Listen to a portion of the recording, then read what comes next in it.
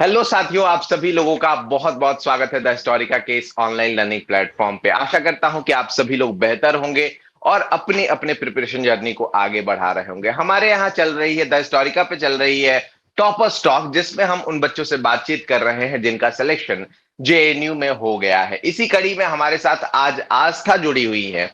आस्था से हम जानेंगे उनके स्ट्रेटेजी के बारे में, उनके प्रिपरेशन जर्नी के बारे में और कैसे ये जर्नी शुरुआत होती है। साथ ही साथ द हिस्टोरिका का कितना योगदान था, इसको भी हम समझने की कोशिश करेंगे। तो चलिए, सबसे पहले तो आस्था, आपका बहुत बहुत स्वागत है द हिस्टोरिका के इस इंटरव्यू सेशन में। Thank you sir. Hello sir.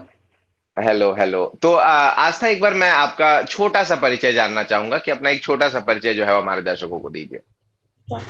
मेरा नाम आस्था पटेल है और मैं छतरपुर एमपी से बिलोंग करती हूँ। मैंने अपनी जो प्रारंभिक शिक्षा है वो भी यहीं से किया था और ग्रेजुएशन मैंने हिस्ट्री में किया है और यहीं छतरपुर से एमसीबीयू से। और अभी मेरा जेएनयू में पीजी के लिए एंशिएंट हिस्ट्री से सिलेक्शन हो गया है। चलो, बहुत अच्छा। तो आस्था, सबसे पहले तो ये बताइए कि रिजल्ट देख करके कैसा लगा आपको? क्या आपको विश्वास था कि मेरा सिलेक्शन जेएनयू में हो जाएगा? सर मुझे 50-50 था कि मेरा हो भी जाएगा और नहीं भी हो सकता है, क्योंकि मेरा रॉ स्कोर जो था 177 था, तो मुझे हम्म।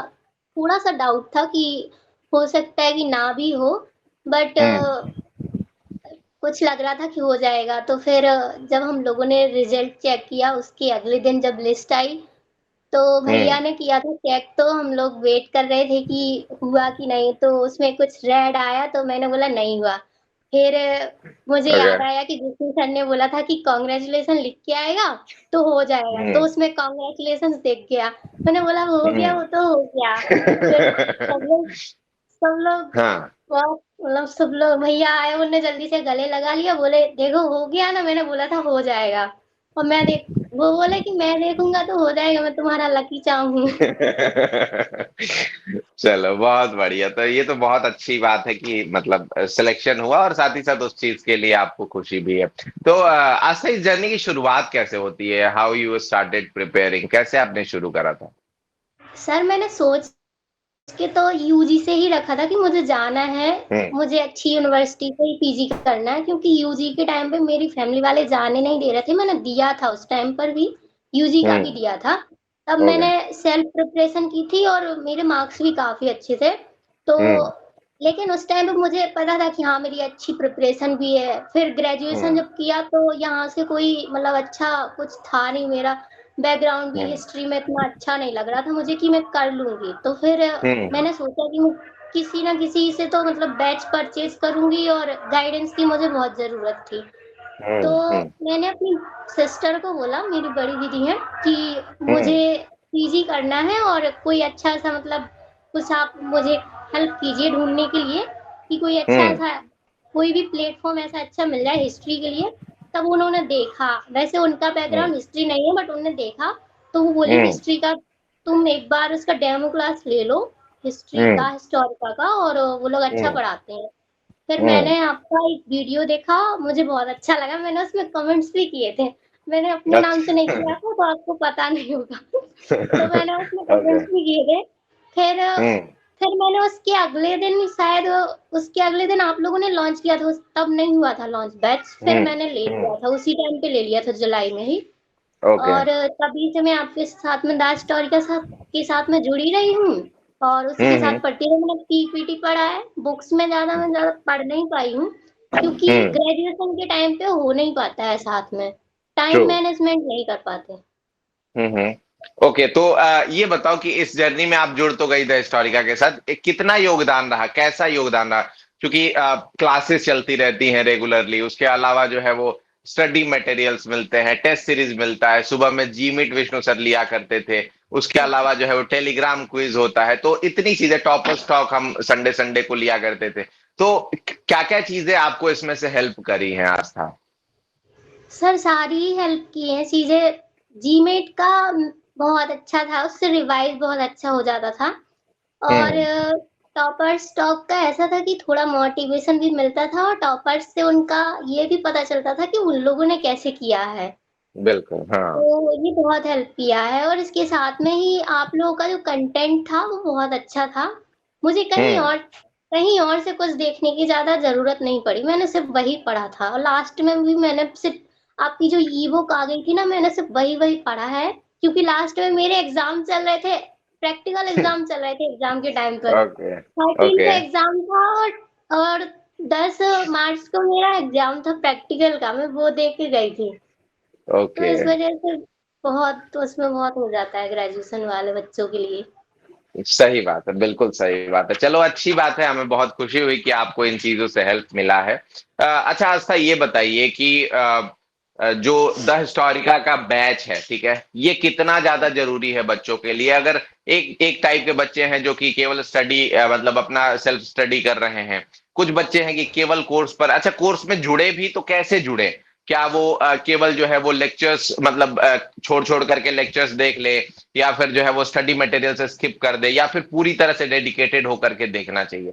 बैच में जो बच्चे जुड़ रहे हैं उनके लिए आपका क्या सजेशन है?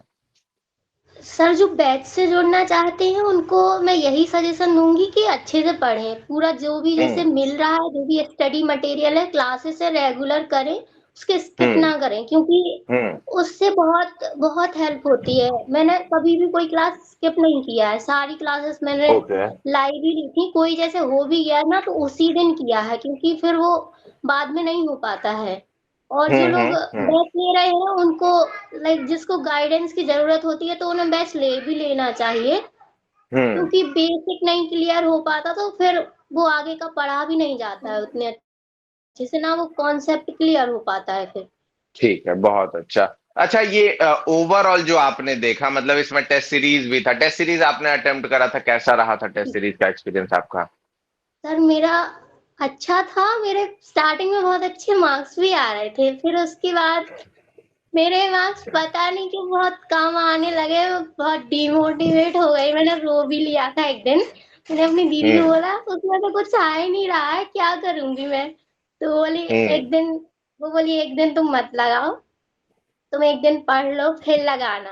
फिर मैंने हुँ। अगले दिन से लगाया, वो कम भी आ रहे थे, फिर भी वो बोली कि, "तुम करते जाओ, तुम बिल्कुल। बस लगाते जाओ और हुँ, उसमें ये देखो कि तुम्हारे मतलब क्या गलती कर रही हो।" हुँ, और बस फिर मैंने ऐसे ही लगाती गई लेकिन बहुत सही रहता है कि टेस्ट लगा लिया लास्ट में। हुँ। आपको वो लगा कि बड़े के लिए तैयारी किया जा रहा था, पेपर इतना भी कठिन नहीं रहा था, जी टाइम सर, वो मैनेजमेंट हो मुझे गया। लगा हाँ। मुझे लगा कि बहुत मतलब जो टेस्ट थे वो बहुत डीप थे। मुझे लगा कि हुँ, मुझे तो कुछ आ ही नहीं रहा है। उस टाइम पे मुझे हुँ, लग रहा था कि सच में मुझे कुछ नहीं आ रहा है, मुझे तो सब भूल गया। हुँ। बट पेपर में वो बन गया था। पेपर तो चलो बन गया था। बहुत अच्छा है। ओके नेक्स्ट मैं क्वेश्चन ये पूछना चाहूँगा आस्था कि अगर कोई बच्चा आ रहा है प्रिपरेशन करने के लिए, मान लो कि वो जुलाई, अगस्त आप ही की तरह शुरुआत करता है, तो उसका स्टेप बाय स्टेप क्या होना चाहिए? पहले महीने में कितने देर पढ़ाई करे, दूसरे महीने में दिसंबर तक कितना खत्म करे, फिर मार्च, अप्रैल जो हमारा फरवरी-मार्च का टाइम पीरियड होता है, उसको कैसे मैनेज करे? आप अपने अनुसार जो आपने करा था वो बताइएगा। सर मैंने वैसे स्टार्टिंग में ज़्यादा नहीं पढ़ा था बट मैं सजेस्ट करूँगी कि स्टार्टिंग से अच्छे से पढ़ लेना चाहिए, वो ज़्यादा अच्छा हुँ, होता है। और हुँ, लास्ट में क्योंकि एग्ज़ाम्स हो जाते हैं, जैसे किसी का सेमेस्टर होता है तो उनके दिसंबर, जनवरी के मतलब टाइम पे एग्ज़ाम होते हुँ, हैं तो उस टाइम पे फिर नहीं पढ़ पाते हैं, तो इस वज़ह से हुँ। पहले पढ़ लेना चाहिए उन लोगों को। और हुँ, इसीलिए मतलब टाइम तो कैसा वो लोग मतलब निकाल सके अपनी यूनिवर्सिटी से तो वैसे देख सकते हैं, बट मैंने जो पढ़ा था वो एक 6 आवर्स के समथिंग पढ़ती थी मैं, इसी ओके। के लिए। हुँ, हुँ। फिर ओके, तो आपका फिर ये कहना है कि शुरुआत में जितना ज़्यादा प्रिपेयर कर लो, उतना ज़्यादा अच्छा रहेगा। जी सर, और लास्ट में पेपर के टाइम पे जैसे मॉक टेस्ट ही लगाना है और जो अपना कंसिस्टेंसी बना के रखना है, लेकिन स्टार्टिंग में होता है ना कि अच्छे से पढ़ लिया जाए तो वो ज़्यादा रहता है, जबकि लगातार जो हुँ, लास्ट में पढ़ो ना तो वो भूल जाता है। बिल्कुल, बिल्कुल, बिल्कुल। चलो अच्छा है आस्था। ओके, मुझे ये बताइए कि ऐसे कौन से 2-3 गलतियाँ थी जो आपने करी जो बच्चों को नहीं करना चाहिए था? कुछ स्पेसिफिक जो आप बताना चाहें? सर मुझे लगता है कि मैंने अच्छे से रिवाइज़ नहीं किया था और ठीक है। जो मुझे नहीं आते थे मैं उसी में लगी रही कुछ टाइम तक। मैंने ऐसा नहीं है कि हाँ, मुझे छोड़ देना चाहिए था कुछ चीज़ों को, जैसे बिल्कुल, मुझे बिल्कुल। जो प्री हिस्टोरिक पीरियड होता है ना, वो मुझे नहीं आ रहा था, हुँ। फिर भी मैं उसको लगी रही काफ़ी टाइम तक, उसमें बहुत 1-2 टाइम गया। क्वेश्चन ही आए उससे, यस, हाँ, हाँ, वो उससे आया भी नहीं है और उसको आया पढ़ने में भी इतना टाइम लगाया और तो ऐसे जो कुछ ऐसे होते हैं ना पार्ट्स, उनको छोड़ ही देना चाहिए अगर नहीं आता है। हुँ, अगर कर हुँ, सको तो अच्छी बात है, बट अगर नहीं आता है और नहीं समझ में आ रहा है तो स्किप कर दो और जो अपना स्ट्रॉन्ग पॉइंट है उस पे अच्छे से पढ़ लिया जाए और जो अच्छे से आता भी हो। तो मुझे यही लग रहा था कि मैं अगर वो छोड़ देती और दूसरे उस पे ज़्यादा फ़ोकस करती तो और अच्छा रहता। और हो सके तो ठीक है। बुक्स भी पढ़ लेनी चाहिए स्टार्टिंग से ही, हुँ, हुँ। क्योंकि मैंने चलो बुक्स बहुत नहीं अच्छा, पढ़े थे। ओके। अच्छा आस्था ये बताइए कि कौन से ऐसे 2-3 टॉपिक्स आप बताना चाहेंगी जहां से आपको लगा कि इस टॉपिक के क्वेश्चंस तो ठीक-ठाक पूछे जा रहे हैं, तो लास्ट में अगर कोई बच्चा देख रहा है इस इंटरव्यू सेशन को, तो वो वहां से ज्यादा से रिवाइज करके जाए? अम, सर ऐसा तो मुझे लगता है गुप्ता पीरियड पढ़ा था मैंने हुँ, और मॉडर्न में भी मैंने कुछ टॉपिक्स तो पढ़े थे, मुझे ऐसे स्पेसिफिक याद नहीं आ रहा है क्योंकि हुँ। मुझे लगा ही नहीं, मैंने तो सारे पढ़ लिए थे। लास्ट में ओके, मुझे चलो। टाइम भी नहीं मिल रहा था, एग्ज़ाम था तो मुझे समझ भी नहीं आ रहा था मैं करूँ क्या? चलो नहीं बहुत अच्छा है आस्था। ओके, आस्था नेक्स्ट मेरा लास्ट क्वेश्चन रहेगा आज के इस इंटरव्यू का कि चूंकि आपने भी काफी सारे इंटरव्यूज देखे होंगे जो आप पिछले साल के बच्चों के थे, उनसे इंस्पायर हुई होंगी आप। तो आपका जो सजेशन है वो आने वाले जो बच्चे हैं उनके लिए क्या रहेगा कि कैसे उनको प्रिपेयर करनी चाहिए, और साथ ही साथ और भी क्या सजेशंस आप देना चाहोगे?